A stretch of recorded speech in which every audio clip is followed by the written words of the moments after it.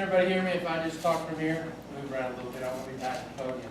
So I want to thank the Tea Party tonight for having this forum, and I want to thank you guys for taking time away from your families and coming tonight to hear about the candidates and educate yourselves about the process.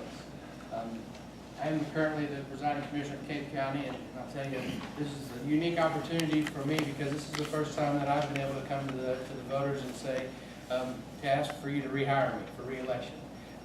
4 years ago when I ran, all I could do was stand here and say what I thought it was going to be like to serve in county government, what I thought the presiding commissioner did, and what I thought we could do. And so today it's a relief to be able to stand up here, reflect on the past 4 years and say, here's what I did as presiding commissioner, and not that it's all about me, we work as a team. And thank you, Charlie and Paul, for being here tonight, and Roger, other county officials, Drew's here as well. It is a team effort, and we're able to work together, I think, for the betterment of the county. And so it's hard to pack 4 years into 6 minutes, so kind of talking fast. But from about 100,000 foot level, we're going to look back over the last 4 years, and I want to hit on some highlights that hopefully will illustrate how at county government we try to be fiscally responsible with your taxpayer dollars, save money, and like I said, just do the best thing, whether it's safety, whatever it is for our constituents. So back to 2011 when I took over, the county was in the process of looking at the federal building on Broadway. And so the need had arisen. We needed to do something about our situation with our courthouses and facilities.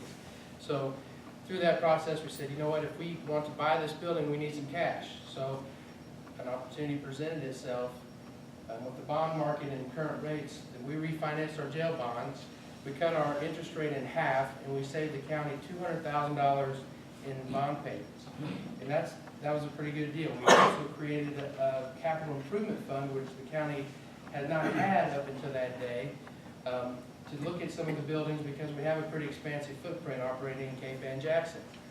As you know, we didn't go through with the purchase of the federal building, and so what we did with that money is we said, well, let's look at our footprint. How can we consolidate? How can we minimize our footprint, still offer good services to the community, and spend that money responsibly?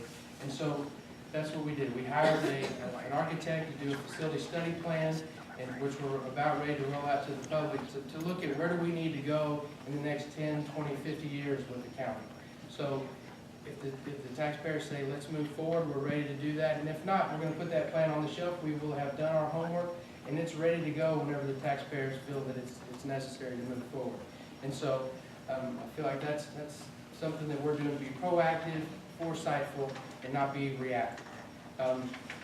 Through that process, talking about saving money, a huge thing that happened again in 2011, we offer health insurance for our employees.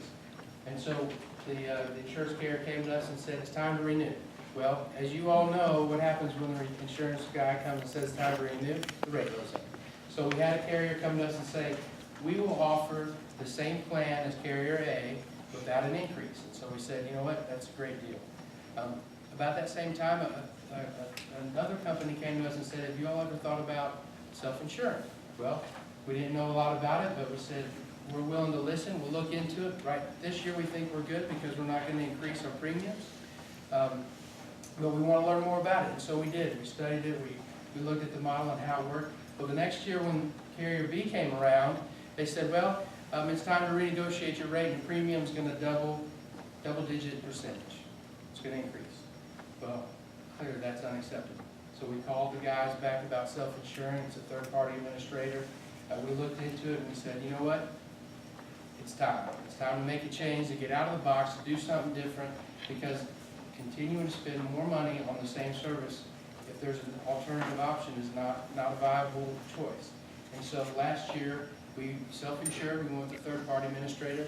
We saved over $360,000 in insurance premiums. And for the county with the $11 million budget, that's a large chunk when you're talking about looking at the overall budget. So that's been a great plan. We're offering at least the same, if not a better benefit for our employees, and we're doing it as better stewards of taxpayer money. So I think that's indicative of the mindset that you see at the county level, especially that we're looking for ways to work smarter, be better stewards of your money, and be wiser with that money. So especially at a time when we're looking at decreased revenue from the state and other things. We're being very, very cautious with taxpayer money. So, got a swarm minute left, so a couple more things I want to hit on. As far as safety, safety is a big concern. Thanks to Commissioner Kemper, we've got 22 new early warning sirens in the county. After the disaster in Joplin, we felt like that was a need that we provide that safety for folks out in the county to give them an early warning. And the last thing is our county parks. If we have a luxury at the county, it's our county park. And if you've been out there and you've seen, we have a $1 million playground out there. There was a partnership with the community and some families in town.